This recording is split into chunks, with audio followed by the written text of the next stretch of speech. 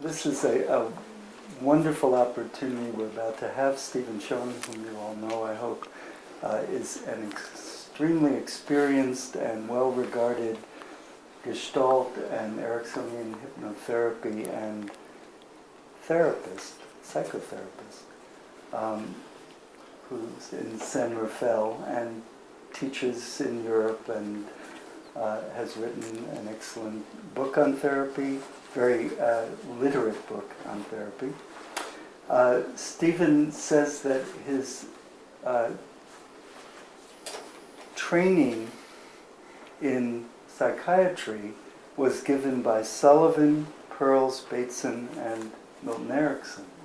And he is going to favor us with reminiscences and observations of these handful of people who together invented modern psychotherapy as we all attempt to practice it. So, Stephen. Thank you for that quite glorious introduction. It is true that these people were remarkable personalities and a pleasure and kind of an excitement to get to know. So what I'll do is I'll talk about each one in turn and give you some feeling for at least the impact they had on me. So the one I'm starting with, of course, is Sullivan, who was since the oldest of these people, and the particular, nuclear figure of importance in psychological theory, because the world that Sullivan went into was dominated by psychoanalysis, basically Freudian psychoanalysis, and people breaking away from that at all were often within the framework of psychoanalysts. But Sullivan did something different. He began to organize an approach to understanding human relations entirely in terms of relations between people. He is, in fact, the inventor of the word interpersonal, which we all use very freely now. And in emphasizing the interpersonal, he was clearly breaking away from an entrenched theory about the biological, instinctual nature of human problems. He wanted to reform that. And he also had a great disposition to be scientific about everything. So everything he put together as empirically and as positivistically as he could, so that you could build a new kind of science around it. He was also personally a rather striking man, very much in a kind of college professor type of serious college professor type. But he was also very shy. He tended to be have a salty sense of humor. He was rather aloof from his audiences always, so that he would talk on and on, more or less, not being aware of their existence in front of him. But in spite of those qualities, which don't sound very promising for influencing people, his thought was being very influential to people in Washington, D.C., where he taught and where at that point I was living myself. And when I first went into psychotherapy for myself personally, I was in my mid-20s. We're talking about the 1940s here, mid and late 1940s. And a therapist whom I saw at that time, who was obviously very much influenced by Sullivan, was, for me, a wonderful therapist. And this is a woman. Her name was Margaret Rioch. I don't know if any of you have heard of her. You have, as a matter of fact? Yeah. Well, she was a very fine, cultivated person and psychotherapist. She had taught German at universities before she became a psychologist, and she was married to a very prominent neurologist, so she had a special cultivation of her own.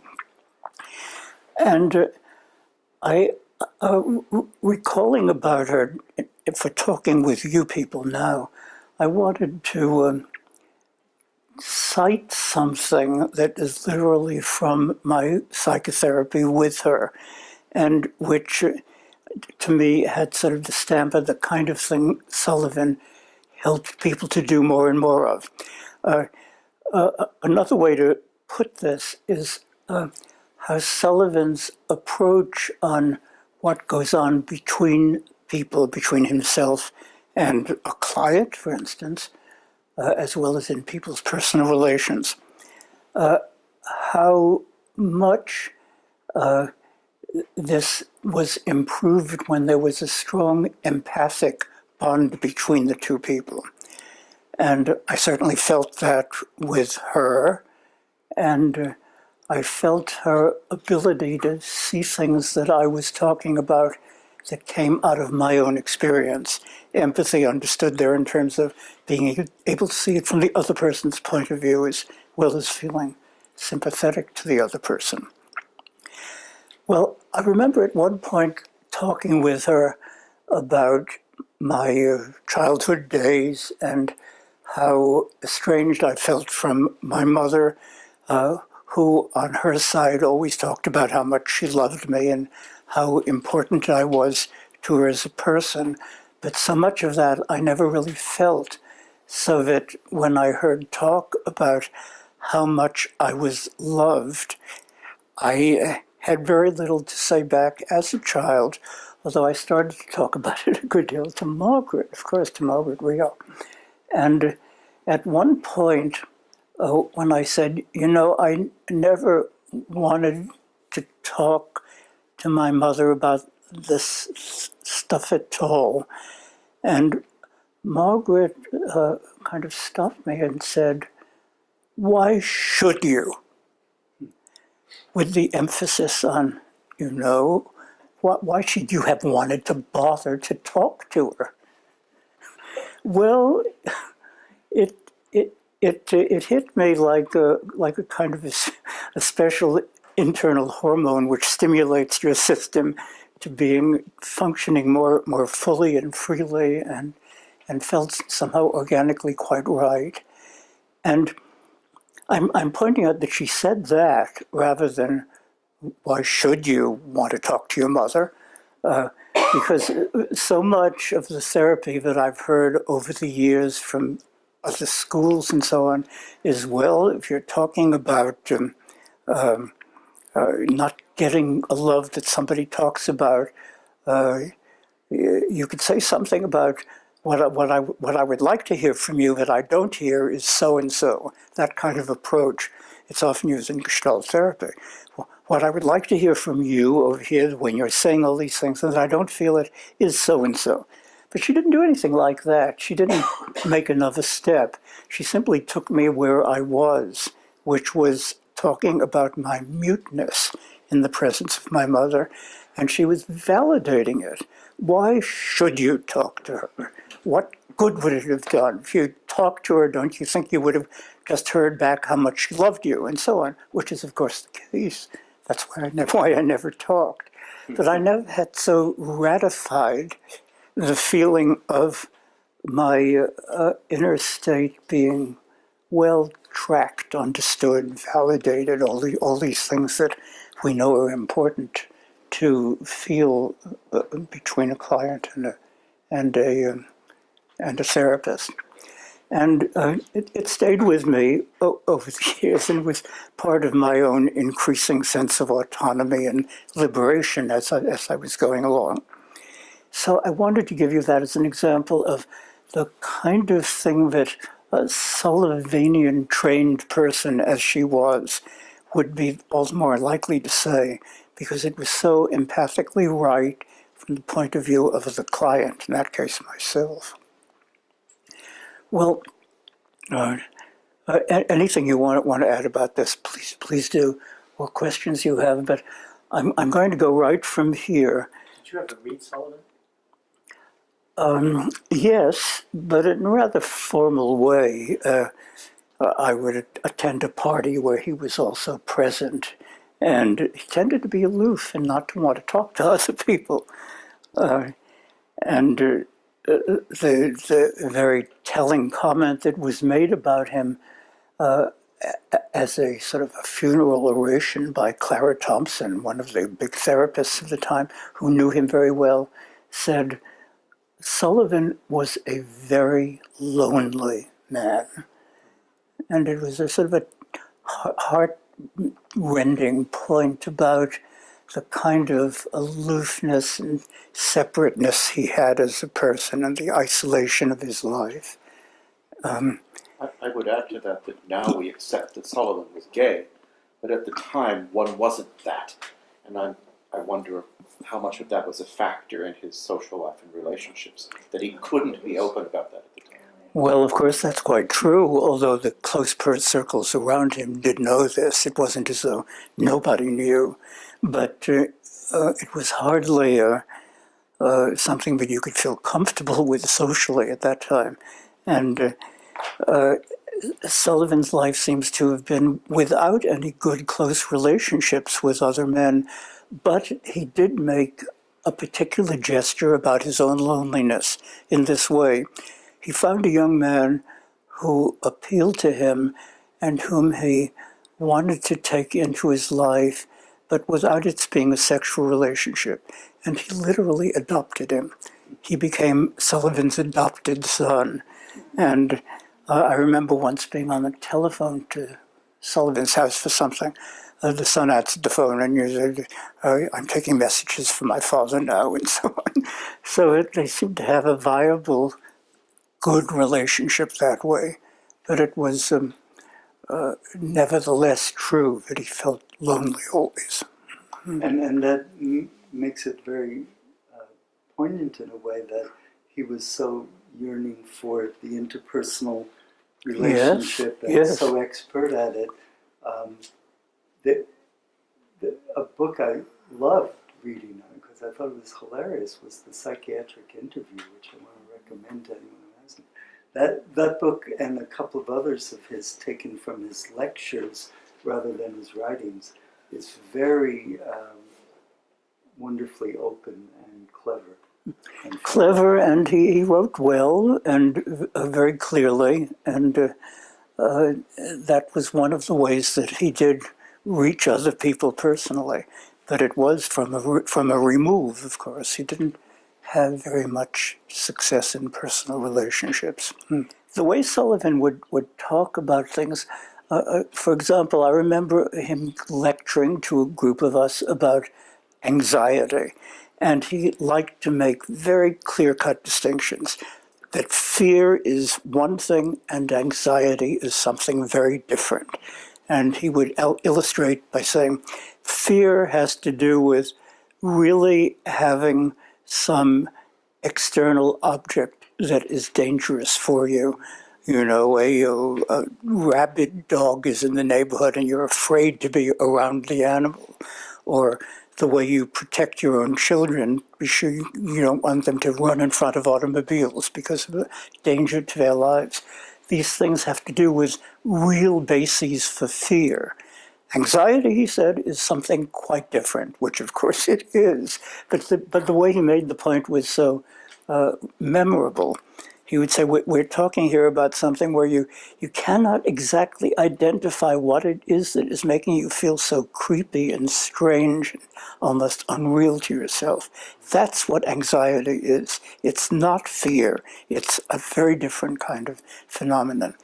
Well, this is the sort of, you might call it, I can't think of the good adjective for that, but it's kind of good empirical description of something that was typical of the way he taught and worked. And through it all, we got to that thing that I mentioned, his capacities for helping with empathy between human beings. Okay, maybe we should stop with Sullivan here. The person I go on to next is the one whom, in fact, among these people I next met personally, was Gregory Bateson. Now, Bateson was a very different sort of person from Sullivan. He was something of a 19th century British gentleman, very cultivated and elegant in his style, but also very warm and cordial, and with a wonderful sense of humor. If you'd like to hear more about how I got to know him, that's something else. But I did get to know him quite well personally, and his sense of humor was always the thing that you could see as that's Gregory talking. He would like to make jokes of this kind. What happens to the hole in the donut once you've eaten it? Question. Yeah, well, I don't know what's happened. It gets reincarnated in another donut. Now, this is his kind of humor. He was famous for being a very intellectual sort of person, as indeed he was. And his friends would try to get him to be more openly emotional about things than was his usual way. And these were the days when psychedelic drugs were first being discovered in this country. LSD, of course, the important one, and then 1960s, early 1960s. And everybody in these circles was taking LSD to see what the experience was like. Gregory was given some too. He was interested in finding out. And it's an experience which makes you feel very especially present and intensely aware of everything in your environment, and often leads people to feel emotionally very open, very suddenly in tears, or sometimes into great laughter, something very obviously an intense emotional response. So people wanted Gregory to show that side of himself, and he wasn't showing. And then somebody did, well, what people often like to do at that time, they put a beautiful rose in front of him, rose in a vase, but in bloom and gorgeously beautiful, and said, Gregory, what's it like for you looking at the rose? And people were waiting for an emotional response finally. And he looked at it a long time, quite entranced, and then he said, what a lot of thought it took to make that.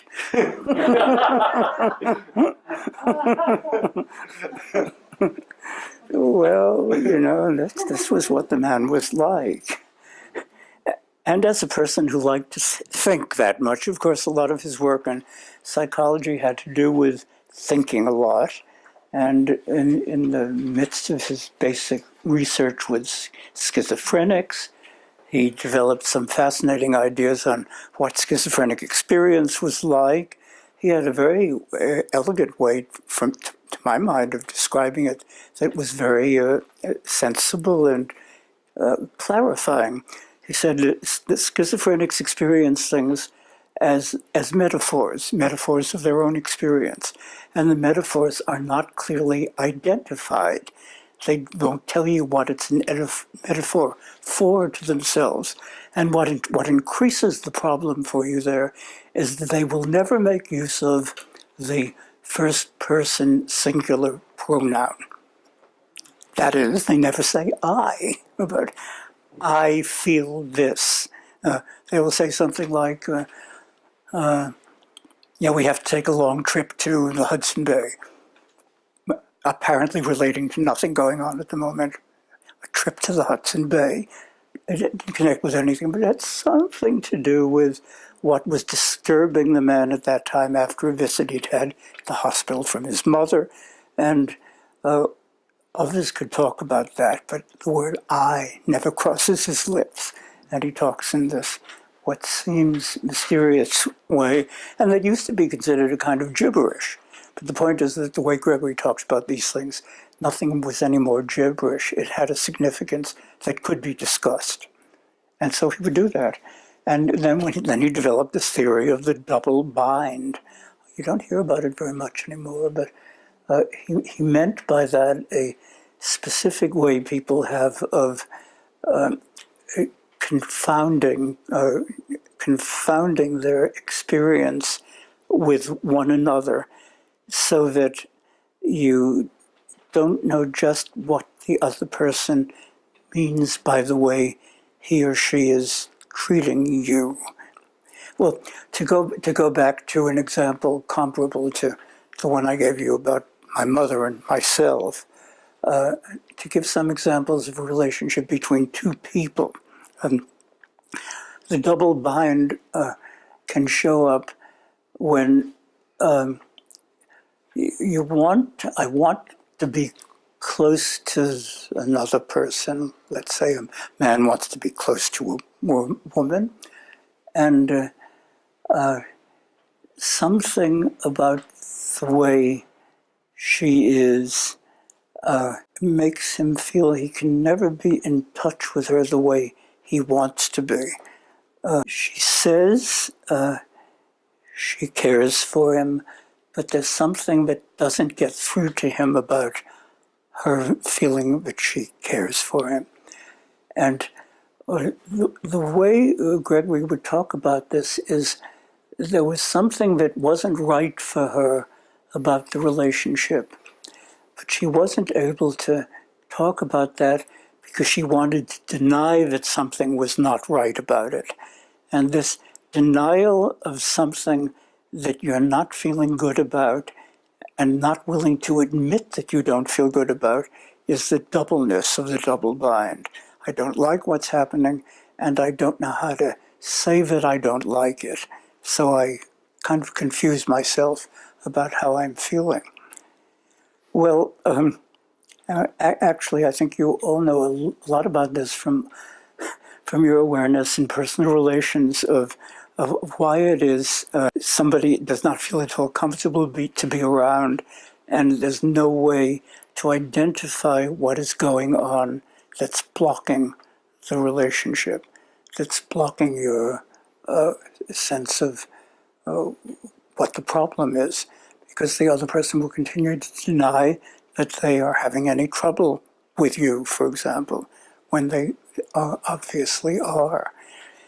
So that there's no way of talking about that confusion, yet it needs to be dealt with somehow.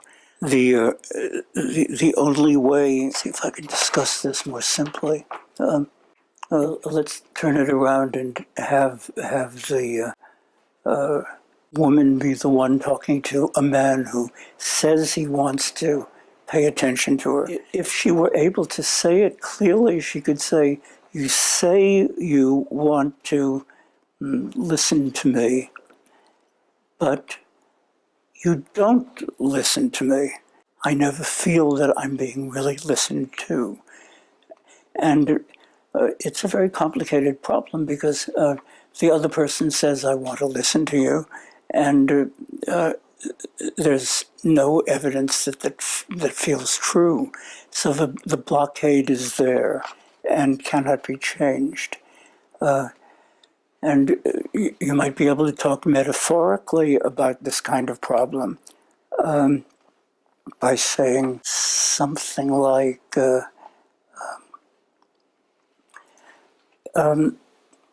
know that line of poetry I read recently, something there is that does not love a wall.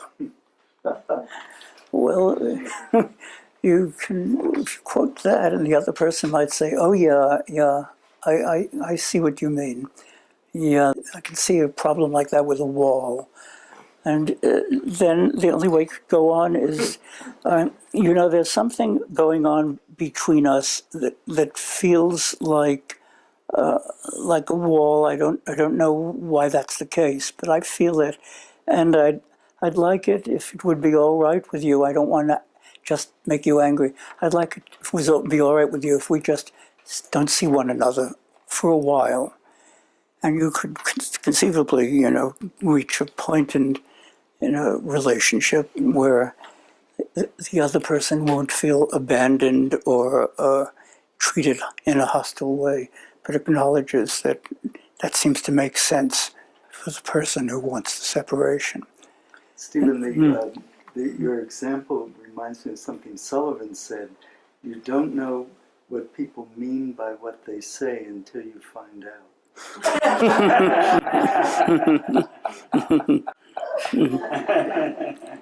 I've always thought of the double bind as a disconnect between the tone and the words. So, of course I love you. It's like, stop asking me. Yes, of course I love you. Yeah. And there's that confusion, the felt sense that I'm not tolerated here. Yes. All of these are examples of where the thing that is really being meant is not being said, and But it's not just the contradictory communication that creates the double blind, because we all do that. We all make those kind of mistakes. It's the prohibition about speaking about it that creates the double blind. And that's what creates the pathology, which is you feel that it's unspeakable. And The hero of the message can't say. that's right. Gee, that seems strange to me. Your tongue says one thing, your words say another, because that's That what you resolves mean. it. Especially a dependent child. Yes, exactly. Who is having someone say, of course I love you. But Yes, not experiencing the love. And can't comment on it. It's the prohibition on commenting that is, and the contradictory message that creates the kind of turmoil in this impasse that Bateson was rightly pointing us toward, and which is... and can lead the child to behave. And why is he being like that, like breaking windows or destroying things? And the brilliance of your therapist was to say, why should you? And undo the bind. Yes. Well, since I'm not, why should I? So that you again have agency. I'm the person who decides not to ask. But if you're inhibited from commenting, then you could be in the bind, I suppose.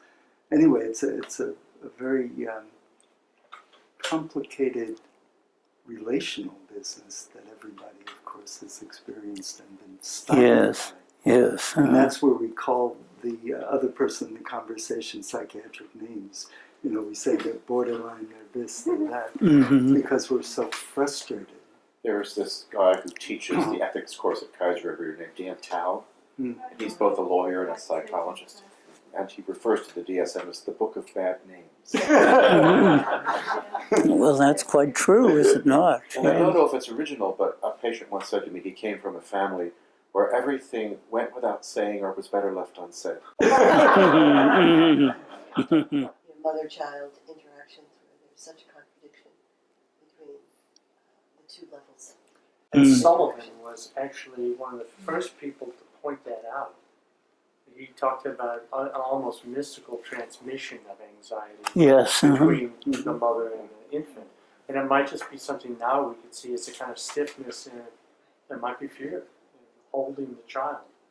But he thought that talked about uncanny affect. But that was a kind of pre-verbal experience that underlies a great deal of human misery. Disqualifies the experience of the child. It just totally disqualifies and confuses the experience of the child. Because it can't be coherent. Part of the reaction is one way, part another. And whose is it? The kinds of things that we're doing here that will not happen when you're caught in a double bind is making jokes, being humorous about the experience that's going on. Because that's a meta-comment on the bind. And if you could tell the joke or the metaphorical expression, you'd be out of the bind a little bit. So you'll find some kids who are very clever, they try to make fun of the parents who have contradictions. Or all kids do that, but some parents are very harsh about that and won't allow it. I once asked Margaret Singer, who did the wonderful family workshops, and you could sort blind without the neurotics from the psychotics. And I said, how do you do that? And she By looking said, at workshops? yes, just by looking at the responses, the transcript. She was good. She said in her funny Midwestern farmer's voice, she said, well, you know, if they tell a joke that I can't laugh at, was one of the triggers. This is apropos. Yes, that's the presence of some terrible bind. Yes, Mhm. that showed the bind. Mm-hmm. For me, the bind is associated with feeling trapped. I think that's the summative feeling. You know, you can't say or do anything, and the situation rattles on because the other That you person would doesn't. like to do something, but you cannot. And kind of that, for me, that's the best way to describe It's the it. anxiety. But there are rules, right? It seems like there are rules that are unspoken about how supposed to behave in a situation. I think it's being just confirmed at such a level where no matter what you do, you can't do anything. Another way of thinking about being trapped, but you're so disconfirmed. If you do that, you're disconfirmed. If you do that, you're disconfirmed. And then you just yield. Dad's not drinking, he's asleep. Right. Also sarcasm that has you trapped, and then the person who's being sarcastic and making a crude remark at you that says, well, can't you take a joke? Is it a joke or am I... Yeah, that would be a good instance of really having your experience denied. Yes. Yeah. Gregory's own sense of humor really was quite a wonderful thing. He made this wonderful remark about the importance of a rich imaginative life, but he said, it has to be kept in bounds in some way, he said. And then he shrugged and said, it's a problem of imagination and rigor is what I'm talking about. He said, too much imagination and you'll end up in the booby house. Too much rigor and you're dead. There's some place in the middle where you want to get the most out of both, you know. I'm thinking in Ecology of Mind, some of his essays are, you're in something, you're experiencing what he's wanting you to grapple with, and his notion of being muddled. I just remember something he said about everyone wants to tidy everything up, but what they don't want to do is, they're not interested in the muddled part. And he saw it muddling through, I think. I'm asking you for some clarity if you're familiar with this. He didn't want the necessary working out and intriguing game of it. That it's that perilous place of darkness. He found that inviting, I think. And he admired your willingness to allow a thing not to be solved, not to be figured out. I remember him once talking about his admiration for a remark that the great philosopher Whitehead made about Bertrand Russell. Bertrand Russell was talking about quantum mechanics in a very complex way, and Whitehead said, Russell does this very brilliantly, and one thing that he also does is he leaves unobscured the vast darkness of the subject.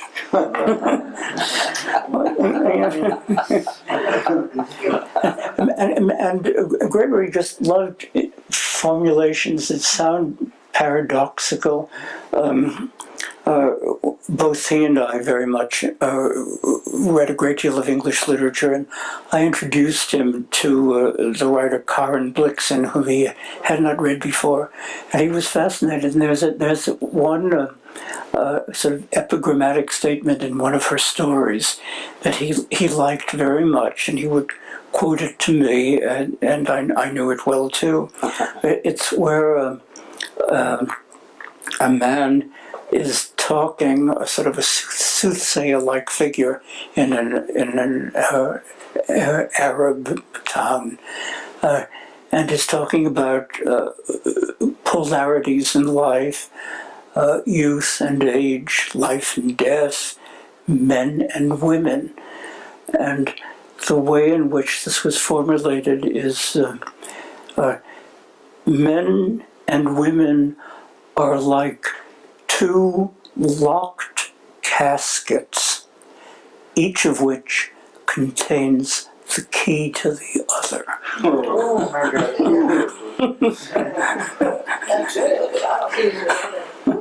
Yeah. But you know, it gives you some feeling about what can happen in difficulties in communication between men and women.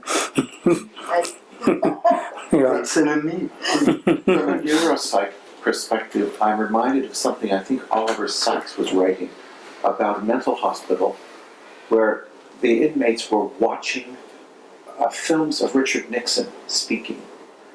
And the ones who had the left frontal damage, and could not get the meanings of the words, would say, his face doesn't match what he's saying.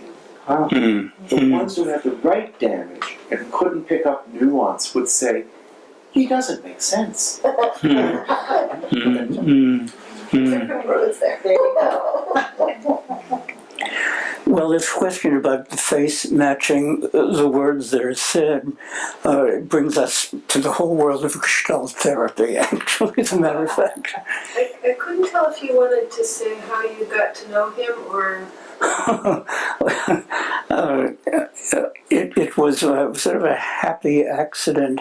I was a resident at that time in psychiatry at Langley Porter in the city, and I had done something which was wrong, according to all the rules. I trusted my own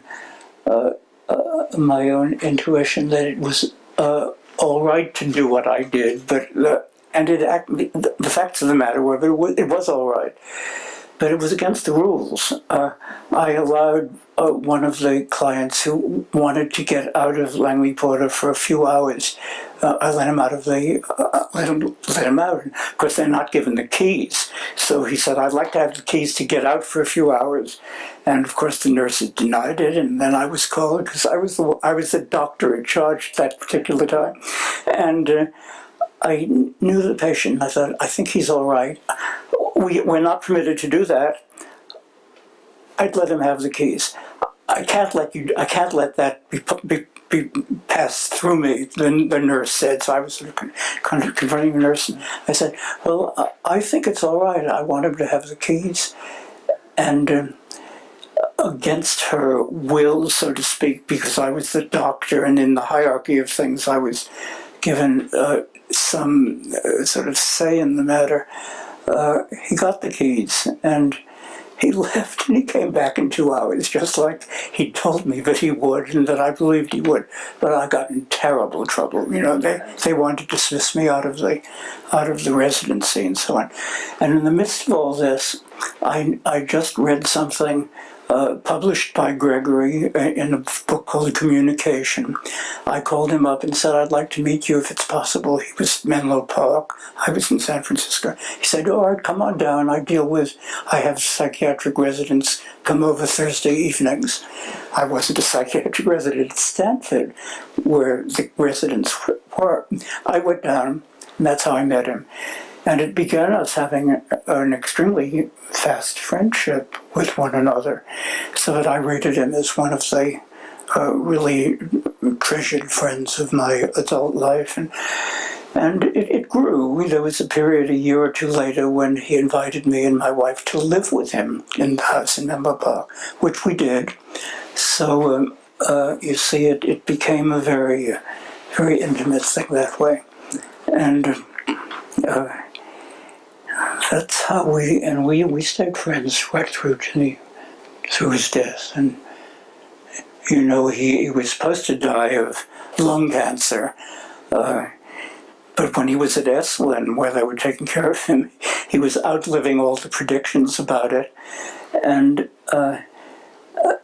when he finally did die, it was really something that he chose himself, because he wasn't suffering from the lung cancer at that point, but he had recently suffered from a very, very painful, what is that skin condition which hurts so awfully? No. There's another one. Shingles. Horribly painful thing. And he was racked with it, and he still had the lung cancer, and he just said, I'm not going to eat anymore. And he didn't. And he died from starvation. You know, it was willed, and what was important to him is that he'd managed to write the last books that he did write, which were important to him to complete. But all through that, I stayed very close to him, and it was a tremendous loss to me when he was gone too. Can you say more about the quality of his glowiness? Of the glow?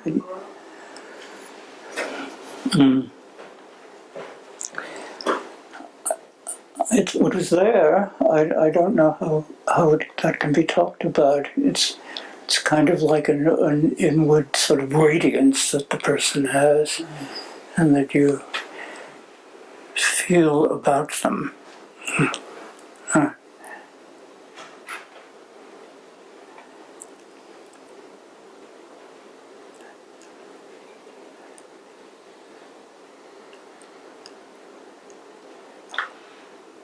Others felt that at Esalen too. And you know, those years at Esalen were also the years when the other thing that was happening at Esalen was the development of Gestalt therapy through Fritz Perls. So that was happening through the 1960s, particularly, and Gregory's years there were during the next decade in the 1970s.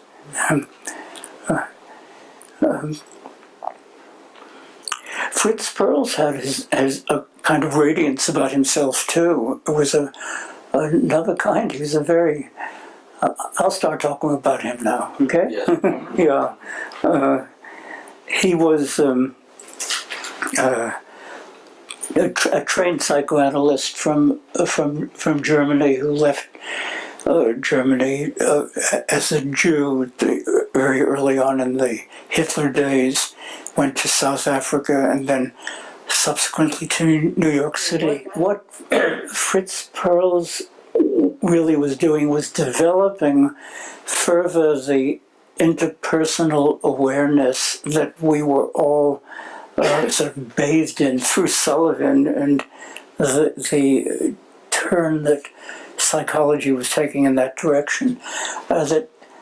Fritz Perls wanted to make the most of this with a more developed theory about good communication. And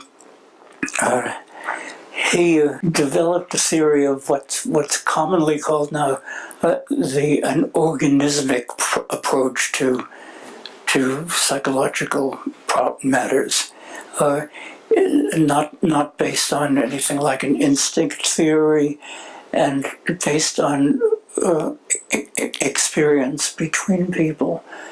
But the basic thrust of it was to see that what was said and what was felt was congruent in the person, and that most of the problems that people had that came for psychotherapy was where there was an incongruence. They would say one thing and not really be meaning it. So a lot of the early workshops in Gestalt therapy were concerned with finding a way of having a person say what he means. Now, during this period, when this concern with candor was so strong, this was also the period at Esalen when encounter groups were developing. Have you heard about encounter groups? It was a big thing during the 1960s and 70s. Meeting people and being as candid as you could with them, strangers though they may have been 10 minutes ago, about how you see and feel about the person. And there was a lot of interest in being open about your affection for somebody else and very open about your anger and annoyance at somebody else. And one of the things that was being developed there to ratify, so to speak, your angry feelings was the use of what were called boffing swords. Do any of you know about boffing swords? Boffing swords were a big part of my middle years. You have these things that were made of hard plastic. They could not hurt you, but they were shaped like daggers. And what you would do, you would come down on somebody else's shoulders or even head with these things. It wouldn't hurt the other person at all, but it allowed you to be explosively angry, at least in your gestures. And if you felt angry, you could show it this way and come down very hard. And I hate you. I hate what you're saying. And that's so it is. Just this became an enormous game of a serious kind as a psychological exercise. The Fritz Perls' workshops were filled with people talking about their difficulties in personal relationship. The man tells me, the woman says that he really loves me, but I don't feel that he loves me. All right, can you imagine him sitting in the chair there and tell him, I don't believe you? Well, I've seen this happen very often with people. The woman would say in a rather low voice, I don't believe you that you love me. Fritz Perls' approach was, no, say it louder. I don't believe you. Yeah, that's halfway, but I want you to say it as though you really mean it. I don't love you. I don't believe you that you love me. I don't believe you. You're almost there, but you're not really doing it yet. Do you really feel that you don't believe that he loves you? I really do feel that. Can you say it even louder? I don't believe you. She reaches a certain pitch where she says, now you sound like you mean it. I do, she says. I never really did that before. I never talked to him like that. I never let myself feel it intensely like that. But that's true. That's the way I really feel. Now, this kind of candor about feelings was at the heart of Gestalt therapy. This kind of candor about feeling and expressing it clearly, so that no double binds here. You're completely come out with what is actually going on. And we're doing more with Fritz Perls. Yeah. There was a really a magnetic force to his ability to communicate with other people that was very, very effective. He had a feeling about the drama of personal relationships, and this business of having a person talk louder and louder about what he or she felt was part of that. But he had other ways of dramatizing the inner life, having one part of your feeling life talk to another part, and sometimes dramatizing relationships with an empty chair, having another person in your life who's not present in the empty chair, and then talking to that person. And this way of dramatizing feelings was very much his own métier. He used it well. And there was, as I say, a quality of it's hard to identify beyond its being a kind of radiance about his way of reaching people in the workshops. So his own style was very raw. He liked to talk almost dirty, you know. The book that he produced about his own life was called In and Out of the Garbage Pail.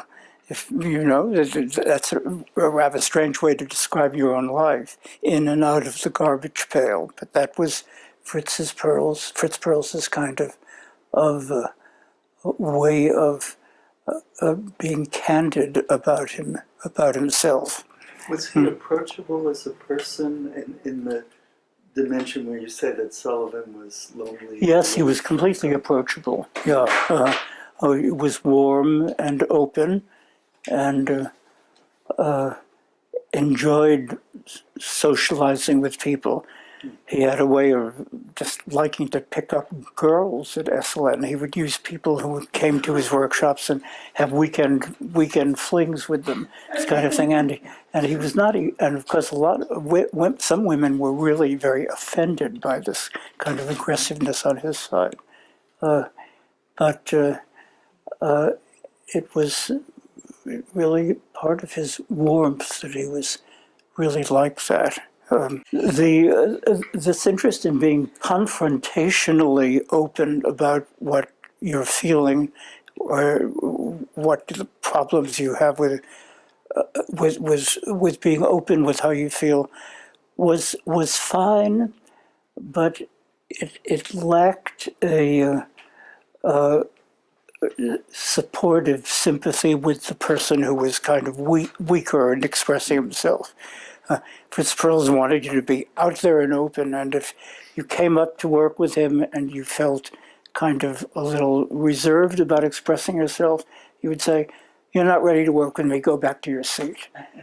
And, well, you know, he lost a lot of possibilities of working with people with this kind of confronting style. On the other hand, he could be very empathic too.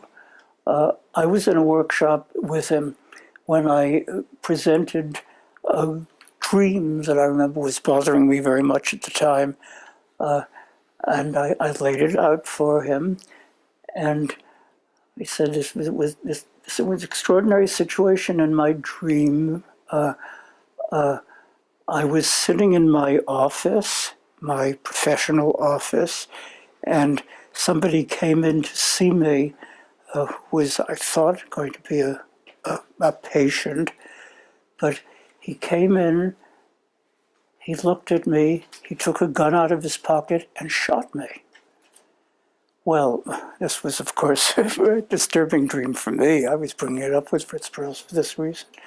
And he did what he usually does when a person is talking about a dream. He has you play every part in the dream. You be the person who comes into the room and is pulling a gun on you, and you be the gun itself. And I indeed went along and did all these things with him.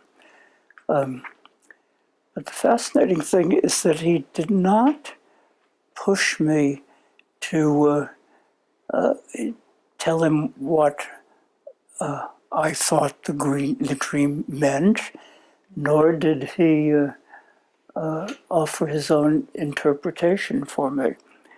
He listened to me, he was very sympathetic, and then he said, "I guess we've done all that we can do with your dream now."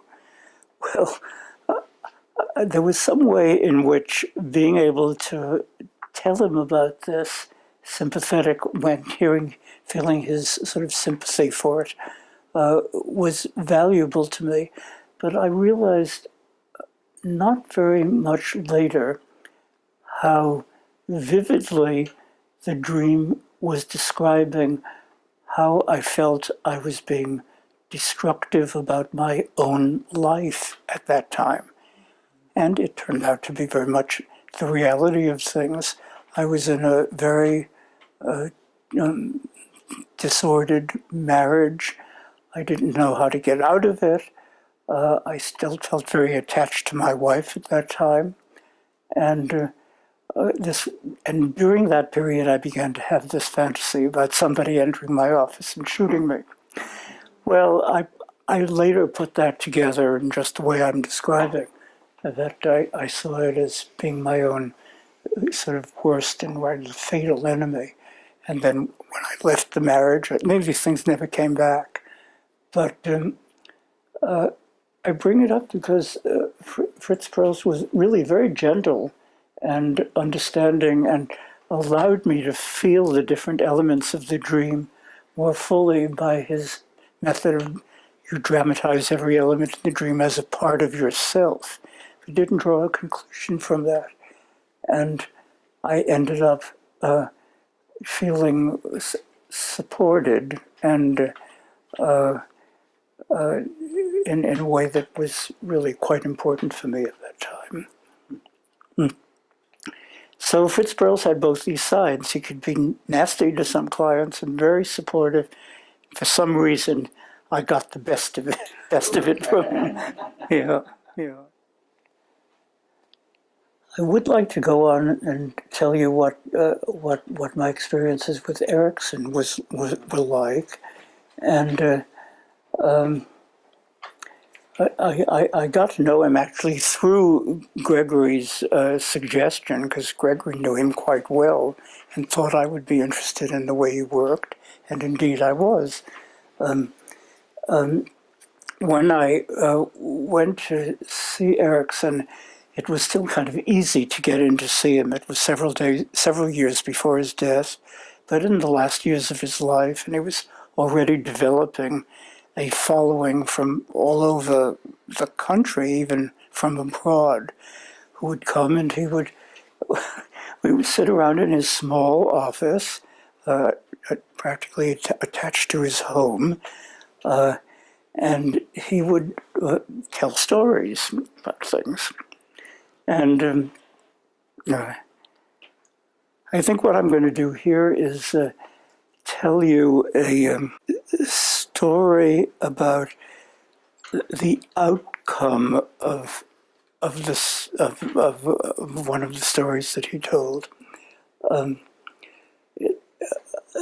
The outcome had to do again with the relationship between a man and a woman, as some of these other examples have been intended to make clear for you.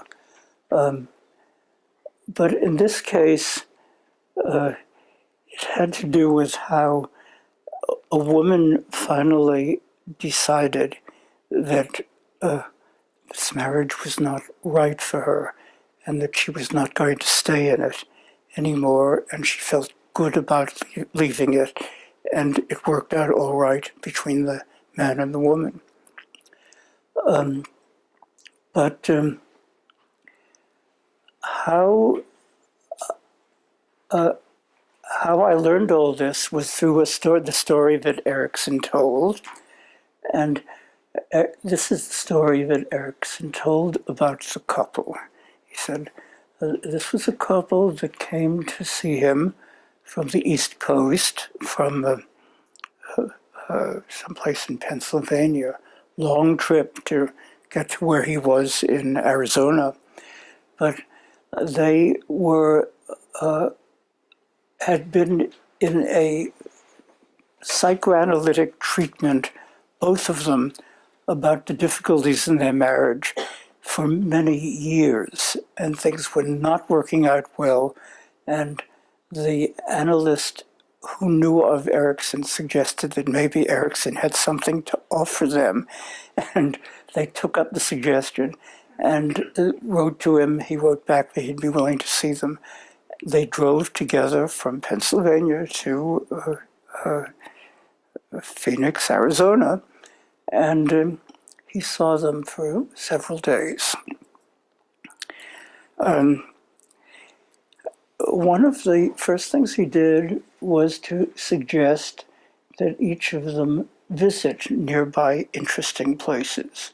Those of you who know Erickson's style know that. He said, well, why don't you, the husband, go take a trip up Squaw Peak, this wonderful mountain we have here in Phoenix, get a wonderful view there, and it might be a good experience for you. And to the wife, he said, and you might go and visit the botanical gardens. We have wonderful botanical gardens here. So on his advice, they went off, the man to the mountain, the woman to the botanical gardens, came back the next day, and he asked how they found the experience. The man said, oh, he had a wonderful time up on the mountain. It was beautiful and refreshing and very, very thrilling to him, and he felt better than he had felt in a very long time. The woman, when he turned to her, said, well, it was very interesting. They have wonderful variety of plants there. I saw things that I've never seen before with cactuses. But it just didn't really reach me very much. I couldn't pay much attention to it, although I wanted to try. But it didn't do anything for me. So he heard this, and they talked some more about what had been going on between the two of them, the couple. And at the end of the session, he said, let's use the local sites once again, but reverse it. The man, why don't you go to the botanical gardens, and the woman take the trip up Squaw Peak. They did this, came back the following day to discuss their experiences. Once again, the man said, I thought the botanical gardens were just wonderful. The mountains had been good the day before, but this was very thrilling. I've never seen this kind of a display of nature before, and I really got extremely absorbed in it. The woman, it was so difficult for me. I can hardly tell you what it was like. Really, I did do it all, but I must tell you that every step of the way up Squaw Peak, all I was doing was cursing you, Milton Erickson. And I never believed I knew as many curse words as I did, but I was hating every step of the way, all the way to the top, and it was a long trip for me. When I got to the very top, she said, I looked around, and it's true, it was really very beautiful, and for a very short while, all alone up there, I enjoyed being there a good deal. That was a welcome surprise. But on the way down was very difficult. Also, it's not an easy trail, and you were giving me a very hard time as far as I'm concerned. He took this in and listened to them again a little bit more about their life together. And he said, tomorrow I'd like to make the same suggestion again, that you go to the mountain and the botanical gardens, but I won't tell you which one to take. Choose the one you want. If you they both make the same choice, just continue it as separate trips that you don't go together. But each of you choose the one that you want. They did. They came back to his office the next day, and this is the way it went. The man said, what I just did, I decided to go back to the botanical gardens. It had been so wonderful the day before for me. And it was once again. I saw things that I had not seen before. I was very glad I'd repeated the trip, because it was full of things that I've been kind of interested in anyway, and haven't been able to enjoy for a long time. So it was fine. It was just very good. He turned to the woman and she said, I can hardly believe this, but what I chose to do was to go up that damned mountain again. I don't know what got into me, but I did. This time I knew I was choosing it myself, and I wasn't cursing you anymore, but I did find it very hard and very unpleasant. And once again, when I got to the very top, it was very beautiful, and I enjoyed it for a few minutes. But once again, I had the problem of going back down, and I can just report that that's what happened to me. Whereupon Erickson said, "Well, your psychotherapy with me is over. Let's see how the two of you make out with this when you get home." Well, Erickson told us this when I was sitting there, and it's the story of his that I especially remember. So they went home, and a week later, he said he'd like to hear some report from about how they were doing after a little while. So a week later, he got a telephone call from the man, and the man said, I want to tell you, I have been working so much better at my own career than I was doing for a long time before. I have a medical practice, and I'm putting files in order that I needed to do and had neglected badly for a long time. So that's going well for me. But, the story about my wife is, I have to tell you, she's gone off to a lawyer. She wants to get divorced from me. I said, Erickson said, well, the word divorce never crossed my lips when you were both in the office. The man said, I know you didn't talk about it, but this is what's happening. And, I don't know. It doesn't seem to be too bad for me, really, that this is happening. And she's liking it. But that seems to be the result of what happened by our visit to you. Erickson turned to us and said,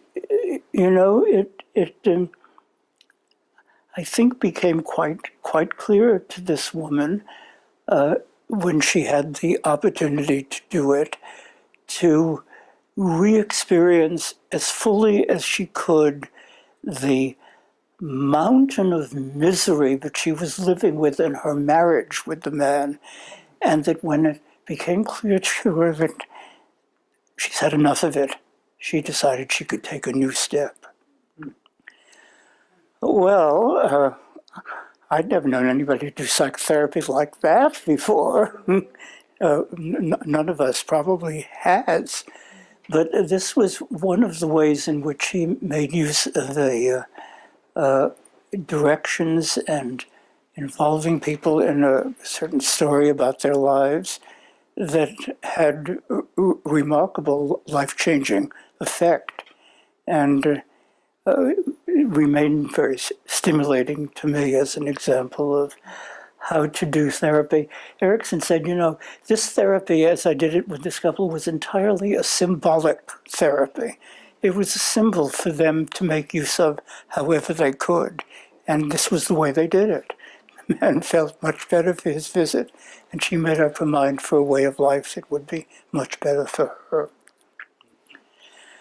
Well, that's what I saw Erickson do, and I've been very impressed ever since by the way that you can affect people by finding a metaphor or a story for them that illuminates something about their experience.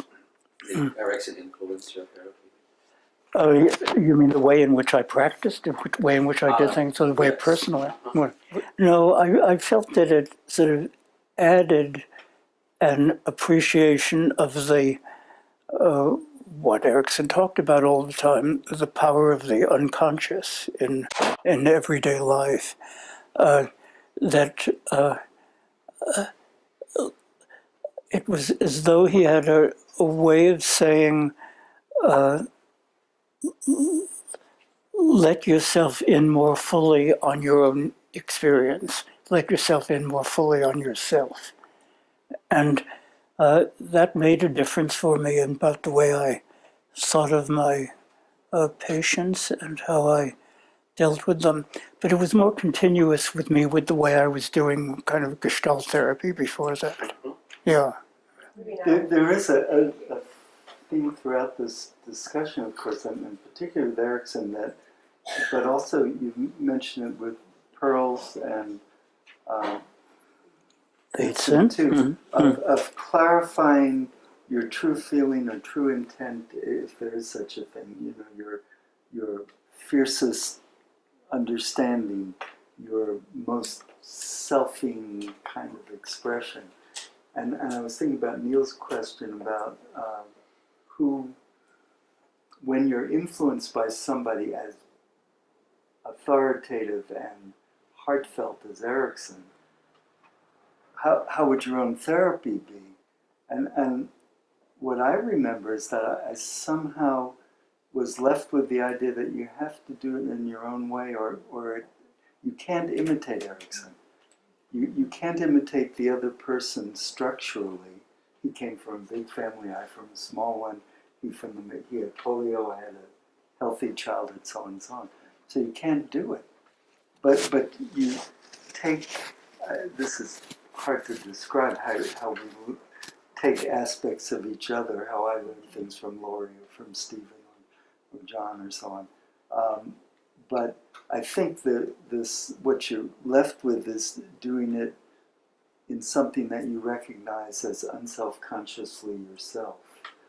Because if you adopted Erickson's technique, you could make big mistakes. You wouldn't know the next thing to do. You say, okay, I'm going to give people this Squaw Peak assignment, and the other one's the Botanic Gardens. We have the equivalent here. You come Mount Tamalpais and you go over the Berkeley Botanic Gardens, and it might work, but it might blow up because Erickson elicited enormous emotion from people. He was I don't know how else to describe it. If you were with him, you'd be crying or you'd be transported in some way. Did you experience this as well, Ferdinand?